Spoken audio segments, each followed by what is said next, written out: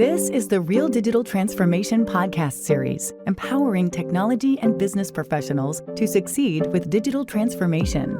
Now, here's your host, best-selling author Thomas Earl.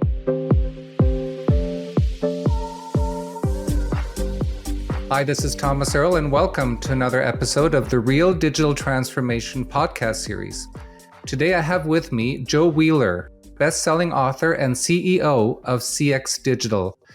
Joe has written his third book dedicated to customer-centricity and improving the customer experience, with an emphasis on adapting to all of the changes that are occurring as a result of digital transformations and digital technology adoption. It sounds really exciting, Joe. Welcome to the show. Well, it's just a pleasure to be with you, Thomas. Thanks for having me. Joe, tell us a bit about what you've authored prior to this book and how it's led now to this new title that you've released.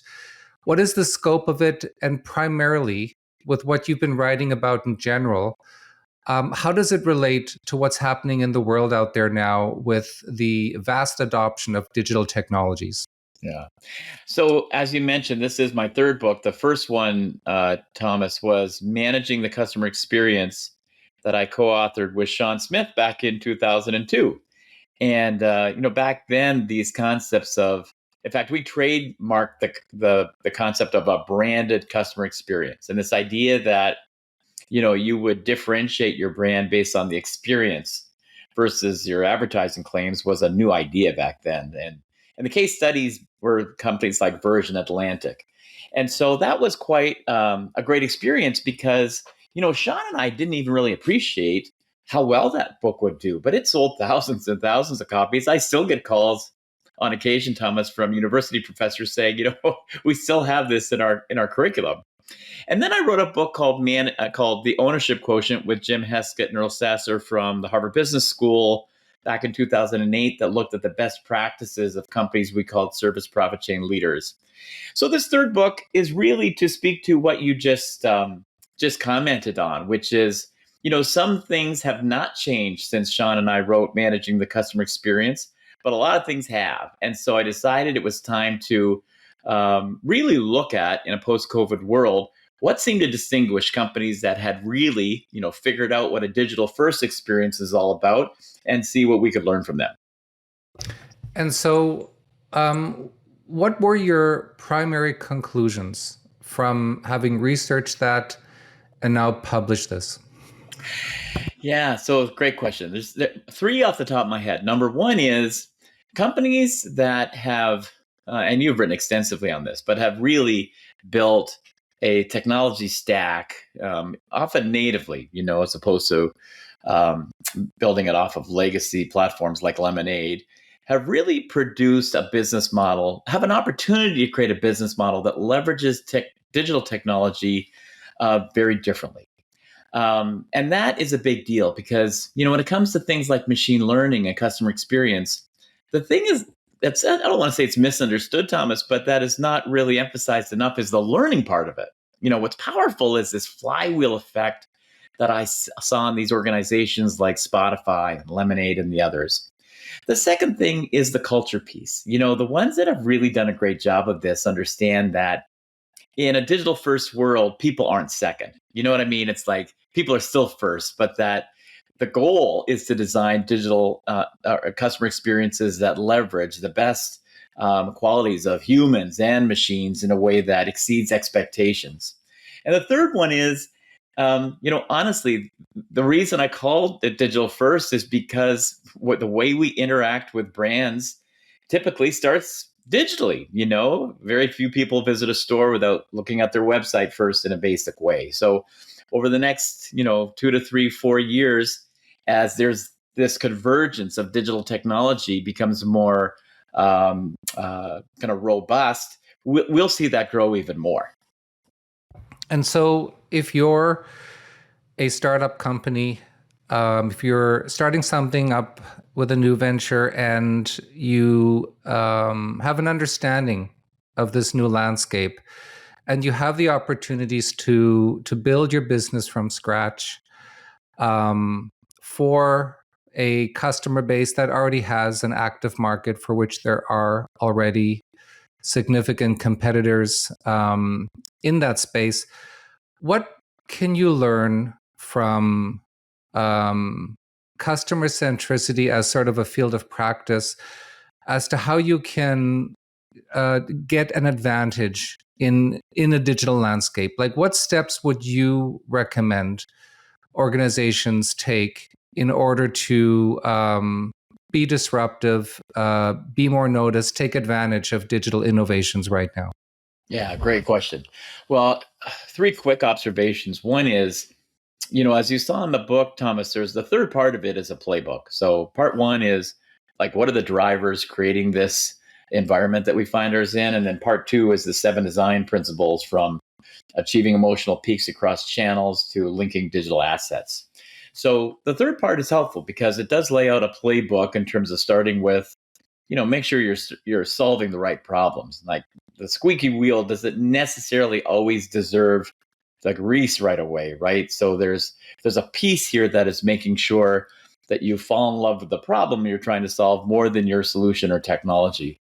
A second piece, though, to your point about getting started and how do you create differentiation, is what I noticed in the chapter on linking digital assets, and I think that's a relatively new concept.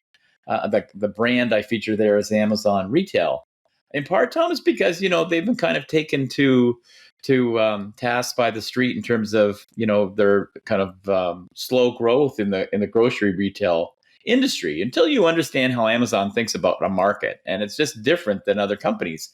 One of the things they've invested in, and I think will pay off in the long run for them, is how they've linked digital assets, from things like digital just walkout technology to their DashGuard capability, to a number of technologies that layer up into Amazon Web Services that put them in the center of a digital ecosystem that honestly will be very hard for competitors to imitate.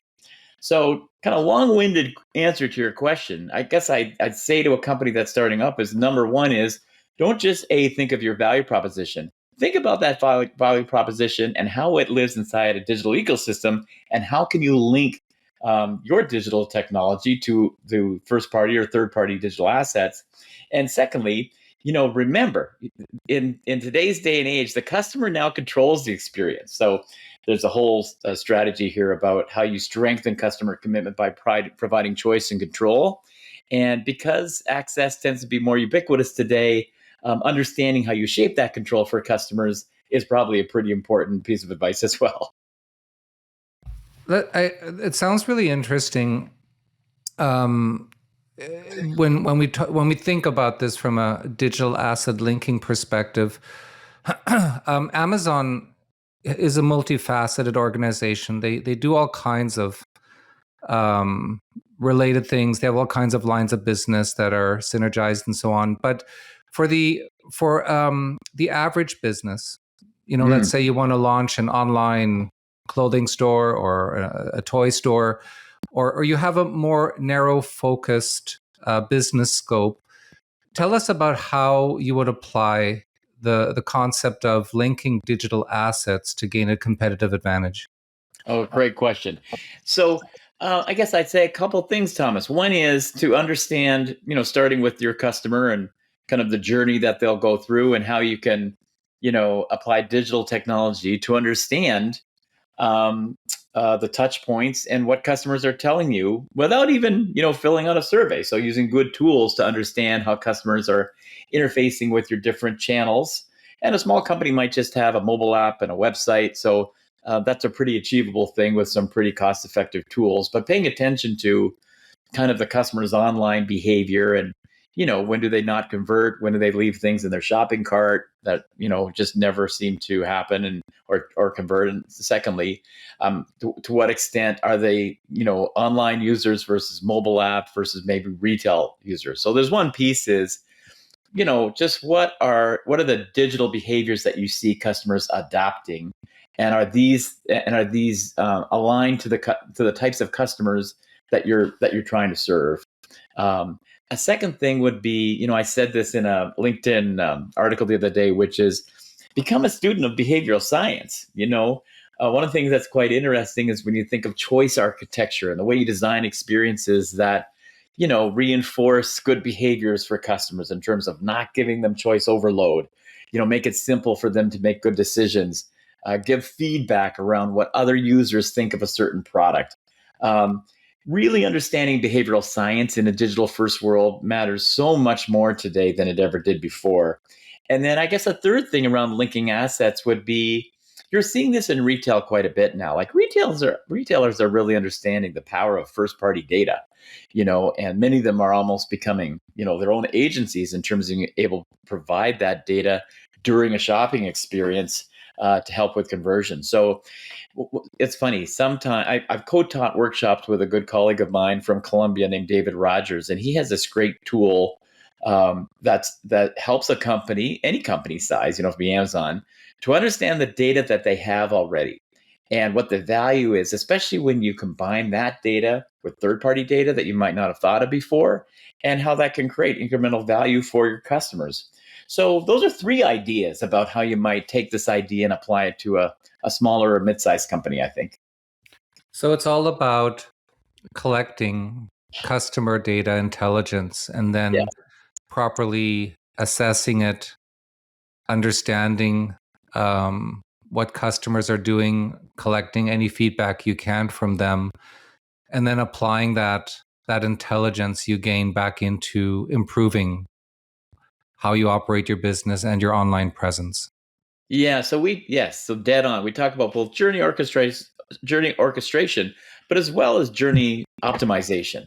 And optimization gives you a chance to apply test and learn, good rapid experimentation types of practices, A/B tests and things like that to see how you can, become even more precise in terms of optimizing on very specific touch points. And, Thomas, we know in any customer experience for a dedicated segment of customers, there are probably 4 to 6, important loyalty drivers that tend to predict spending and loyalty and advocacy. So if you can start out by understanding what those drivers are and what are the interactions that really influence that, and then what's the right combination, of human, digital, logistical type of interactions that will exceed expectations consistently, then you're not going to go wrong. Right. Interesting. So in terms of how this ties into machine learning and AI, that is the focal point of so many digital businesses right now. Everybody wants to invest in it, adapt to it, adopt it in order to improve how they can outperform their competitors and improve their relationships with existing customers. Based on your research, tell us more about what you've seen, both in terms of the good and the bad, because as much as it can result in all these improvements, if it's not applied correctly or if it's misused, it of course can take a business in the opposite direction. Share with us your experiences and your research in that area. Yeah, good question. Well, let's take the good first.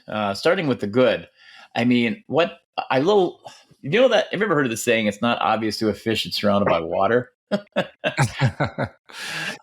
I feel like when you look at companies who, like the ones in the book, like Spotify and Lemonade, who are down the road, their next generation in terms of many levels of versions of their machine learning and AI platforms, they're just ahead of other companies that haven't been quite as committed to this. And the part of machine learning that tends to be lost on people is the learning part. I mean, that's on the positive side. Machines are just able to, with reinforcement learning and contextual bandits, be able to become much better at improving both precision and recall in terms of the types of things that can create a difference for customers. So a quick example, Lemonade, which you read about, they have a bot, AI Maya, that will sell you insurance in about 90 seconds. And she'll ask you 13 questions. And in those 13 questions, to get you a correct price that's competitive and will meet your needs,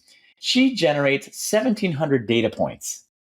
So only a machine could do that. There isn't a single insurance agent who could possibly do that, right? So So she can just get a much more precise price than in a real time human interaction. So there's things computer do really well, and things they don't. But what is changing a little bit is the fact that as generative AI now, as I've said, the genie's kind of been let out of the bottle when that was introduced. Now the machine is teaching itself, so that will lead to both really positive things, but also things that, have, as you've kind of mentioned, companies need to be careful about. And there have been examples where, because the foundation models that support these need to be accurate. If they're not, then it creates this concept of hallucinations where, but the problem is it sounds so real, right, Thomas? Like it seems so authentic that you wouldn't necessarily understand that it's incorrect or there's error involved by just what you see. So yeah, companies that are exploring generative AI specifically really need to pay attention to governance, transparency, and how they build these foundation models in a way that reduces or eliminates hallucinations as they start to introduce these into their processes. But I just want to say one last thing, and I'll stop after this. I hope one of the things I said on a previous session is for people who are using ChatGPT and these tools that are very helpful for day-to-day life here, to not confuse what you might see in terms of error there for kind of enterprise grade machine learning applications. They're different, and with AI, the data is everything, right? Like quality data or bad data creates bad outcomes, but quality data makes good outcomes. I hope that makes sense. I'm curious if you agree with that. Yeah, of course. Easy one. Yeah, and so, but the awareness of the possibility of a bad outcome is important because it can take a while before there is before it's revealed that oh, this isn't actually like, for example, the chatbot you mentioned before, if there's any sort of bias, or if there's a misconfiguration, or if there's something that changes in regulatory wise with the insurance policies that it researches, and it's not aware of it, and those types of issues can result in risk. Yeah. And just a quick question in terms of your experience and research, what would you advise organizations to do in order to mitigate that risk? Is it all about the upfront skill sets that they employ to put it in place, or is it about governance? Is it about the quality of data that is brought in? What are your thoughts just regarding that aspect of it? Because a lot of organizations may not think it through as much as they should. Yeah, absolutely. And again, there's a relationship between good governance and sort of your maturity level from a technology standpoint. So, I mean, your question is full of all the right answers, which is really powerful governance and bringing in talent that understands both the power and, the potential pitfalls of this technology. So, having the right talent to be able to do that. My colleague from ZS Associates, Arun Shastri, did a really nice article I just reposted about how ZS Associates thinks about or advises customers around how to think about governance, and kind of specifically around the roles that the audit, that the HR group has, that the IT group has. So each department understanding their roles in terms of governance around things like generative AI is really important. The other piece of this is, who do you partner with? There's lots of, as you know, there's lots of vendors out there providing technology and services around this, and picking good partners that kind of model your own company's values around transparency and data privacy and things like that probably matters a whole lot. And I guess the last thing I'd say in terms of is having a culture, and I'm sure you've seen this as well, that lives and breathes agile. Like, what I find is when we work with clients, they'll say, yeah, so we use agile. And then what you find out is they distributed the book to like the top 10 executives, and only half of them read more than the introduction. So you can call something a Scrum team, but if it doesn't have a burned down chart and actually can demonstrate real agile principles, it's just a chart. So not understanding that rapid experimentation and test and learn and these capabilities are a core competency today is kind of at your peril. So that's the last thing I'd say in terms of what you need to have in terms of preparing your culture for going down this road. Having said that, I've said this live during my keynotes on this topic. I don't encourage companies to stand on the sidelines. Like I think that is got kind of worse consequences long term, because every day in your LinkedIn post and my LinkedIn post, you see a new company introducing some form of generative AI. I have two daughters who are musicians, and I just discovered a company that'll produce, a band. So the world is moving quickly, and so not paying attention to this, I think, is more scary than the alternative. Yeah, no, I fully understand. Before we conclude, our time's pretty much up, but I just wanted to ask you one quick question about something you reference in the book, which is designing emotional peaks across channels. Could you please elaborate on that? Is that related to enhancing the customer experience? Is it a more strategic element of a longer customer journey? Or what is the relevance of an emotional peak in a customer experience? Yeah, I appreciate the question, Thomas. So, there's a behavioral science rule called the peak end rule. I first learned about this many years ago from Richard Chase at the University of Southern California. He wrote a seminal article in the Harvard Business Review around behavioral science and CX design. The concept is, we as humans tend to remember experiences as pictures, not movies. So the concept is you want to build an experience that emotionally grows over time, and secondly, ends on a positive note. And we can all think of experiences where either the last thing that happened was sort of very sour or very good, and you tend to remember those things. Now, in the old days, and Thomas, I qualify the old days as being like 2 years ago, we used to think of staging these experiences, because honestly, it was not easy to do, but it was pretty straightforward to do, because you could, typically maybe have customers using one or two channels, maybe just a retail channel or just online. But now we think of structuring experiences because the customer's omni-channel. They want to be able to start using your mobile app and then pause it and then pick it up when they're talking to your call center agent, and not having to kind of re-enter data. So now we think about, how do you structure emotionally building experiences across channels and, depending on the company and the situation, finishing strong, ending on a high positive note. And we've got, and the example I use in the book is Lemonade for that purpose, because they have really strong emotional peaks when you enter a claim, when you donate the remaining balance of your unused claims dollars to the charity of your choice. Very unique business model in an industry that has never seen anything like that before. So that's the concept behind emotional peaks. Wow, interesting. Okay, super. Well, Joe, thank you so much. Before we conclude, could you please tell us a bit more about what you do at CX Digital, and also if you have any other new book projects on the horizon? Well, thanks, Thomas. Yes, so CX Digital is a subsidiary of a company I co-founded with Len Schlesinger, Jim Heskett, and Earl Sasser of the Harvard Business School, called the Service Profit Chain Institute. And CX Digital focuses on working with our clients to implement these types of digital-first customer experience solutions. We have a partnership with Genesys and work with their Pointillist platform to do some of the things we talked about here today. And then, your second part of that question was? Whether you have another book project in the works.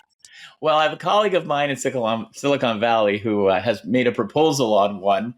And so he and I are talking about that right now. So that's kind of exciting. I will say I'm also quite interested in how the calculation of lifetime value is changing with machine learning. I think there's an opportunity and I've seen it with companies like Lemonade and Spotify. They think about lifetime value very differently because they have so much data. So there's something in there. We're doing some research right now with a couple of clients around this to see if there might be something there. So anyway, not to be mysterious about this, but we'll just see where this one heads, and I'll be back to you. Maybe we'll have another podcast to discuss it, Thomas. That would be awesome. Thank you, Joe. This was very, very interesting and enlightening. And yeah, definitely let's try to connect again, especially as soon as you publish something new. That would be wonderful. Thank you. A pleasure to spend time with you. Thank you, Joe. Thank you for listening. Follow Thomas on LinkedIn.